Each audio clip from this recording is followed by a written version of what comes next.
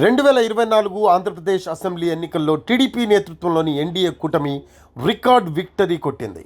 జిల్లాలను టీడీపీ కూటమి clean sweep చేసింది. ఎగ్జిట్ పోల్ అంచనాలను తలకిందులు చేస్తూ టీడీపీ కూటమి అభ్యర్థులు విజయం వైపు దూసుకెళ్లారు. టీడీపీ, జనసేన, బీజేపీ కూటమి అభ్యర్థులు పోటీ చేసిన ప్రతి చోట విజయం సాధించారు. ఈ క్రమంలోనే జూన్ 9వ తేదీన చంద్రబాబు నాయుడు ముఖ్యమంత్రిగా ప్రమాణ స్వీకారం చేయనున్నారు. మరోవైపు చంద్రబాబు సీఎంగా ప్రమాణ స్వీకారం చేసిన అనంతరం మంత్రివర్గ కూర్పు పైన సోషల్ మీడియాలో చర్చ నడుస్తోంది. సాధారణంగా సీట్ల ఎంపిక దగ్గర నుంచి చంద్రబాబు సామాజిక సమీకరణాలను ఫాలో అవుతూ ఉంటారు.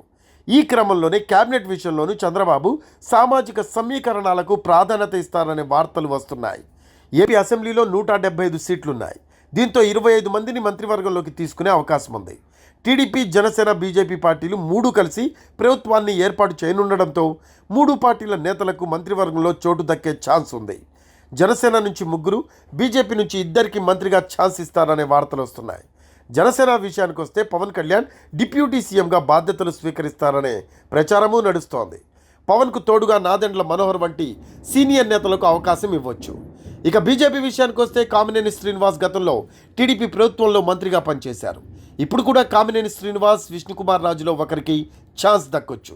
అలాగే సుజనా చౌదరి పేరు కూడా ప్రముఖంగా వినిపిస్తోంది. ఇక తెలుగుదేశం పార్టీ విషయానికి వద్దాం.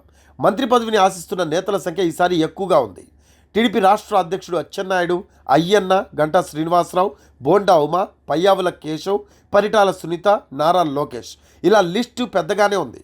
మరి విక్టరీ తర్వాత చంద్రబాబు ఎవరికి ప్రాధాన్యత ఇస్తారు అనేది ఇప్పుడు ఆసక్తికరంగా మారుతోంది. చూడాలి మరి రాబోయే రోజుల్లో చంద్రబాబు ఎటువంటి నిర్ణయం తీసుకుంటారు, మంత్రివర్గ కూర్పు ఎలా ఉండబోతుంది అనేది. దీనిపై మీ కామెంట్స్ తెలియజేయండి. ఎవరు మంత్రులుగా ఉంటే బాగుంటుంది అనేది మీ కామెంట్స్ రూపంలో తెలియజేయండి.